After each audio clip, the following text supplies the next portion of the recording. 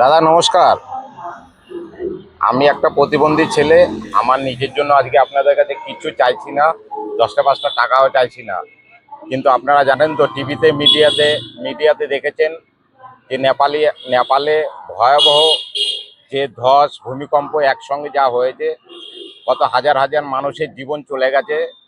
তাই আমি নিজে একজন প্রতিবন্ধী, আমি নিজে সরকারকে অনুরোধ করব যে আমি যে 1000 টাকা করে ভাতাটা পাই, এই ভাতাটা যেন আমাকে না দিয়ে ওনাদের কাছে যদি পৌঁছে দেয়, তাহলে আমি একটু বেশি আনন্দিত পাবো। রবীন্দ্রনাথের কথা অনুযায়ী যে আমরা একজনের পাশে দাঁড়াবো, এইটা যদি আমরা দাঁড়াতে পারি, তাহলে মানবতার দিকটা আমরা বের করতে পারবো।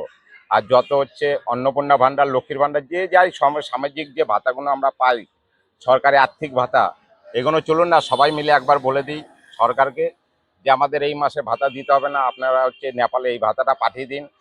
দাদা আমার জানা নেই, যদি জানা থাকে যে এই ভাতাটা কি করে সরকারকে বলে 1 মাস অফ করে দিয়ে ওনাদের দেওয়া যাবে, তাহলে প্লিজ একটু আমাকে কমেন্টে বলবেন। আর ভিডিওটা আপনারা একটু বেশি বেশি করে শেয়ার করে দিন, যাতে ওনাদের পাশে আরও 5জনা গিয়ে দাঁড়াতে পারে। এইটা আপনাদের কাছে আজকে অনুরোধ করছি। যদি পারেন মানুষের পাশে দাঁড়ান। কত মানুষের জীবন ওইখানে চলে গেছে, ওনাদের আজকে খাওয়া নেই, পড়া নেই, কত পা হাত পা আপনারা দেখলে বুঝতে পারতেন মিডিয়াতে কি যা দেখাচ্ছে। আরও তো সব কিছু আমরা দেখতে পাই না।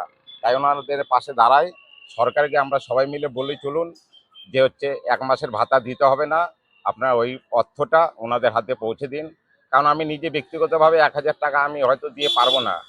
আর এটার নিয়ম কারণ আমি জানি না, সরকারই পারবে এই অর্থ সাহায্য ওনাদের কাছে তুলে দিতে। তাই ভিডিওটা একটু বেশি বেশি করে একটু শেয়ার আর কমেন্ট করে দেবেন। আর যদি ভালো লাগে তাহলে পেজটাকে একটু ফলো করে দেবেন।